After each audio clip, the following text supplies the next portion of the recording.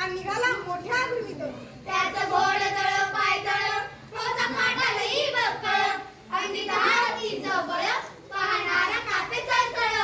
वाटे भेटेल त्याला चिडीच हेचीत खानाची सेना निघाली.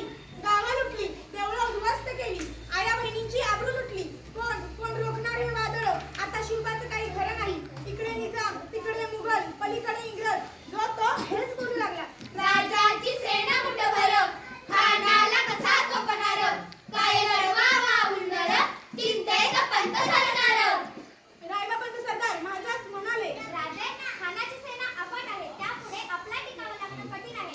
तोवरी आपण पुढे राजराज जावे अशी आमची विनंती आहे. हो रायबा पंत जरा धीराने घ्या.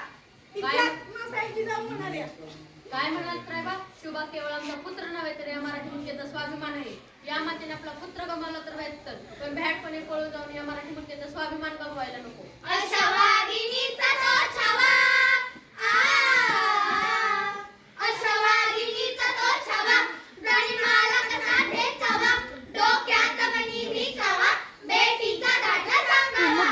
प्रतापगडावर आमने सामने भेटीचा सांगावा. खानाने हसत हसत कबूल केला. दिवस ठरला आणि ठरल्याप्रमाणे प्रतापगडच्या पायथ्याशी खान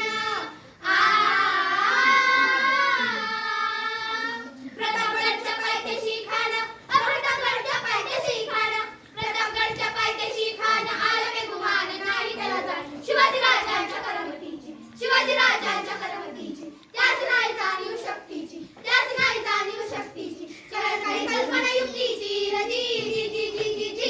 खानाच्या भेटीसाठी राजाने शानदार शामियाना उभारला होता. बेटीसाठी शान उभारीला बेटीसाठी शान उभारीला नक्षीदार शामियानाला नक्षीदार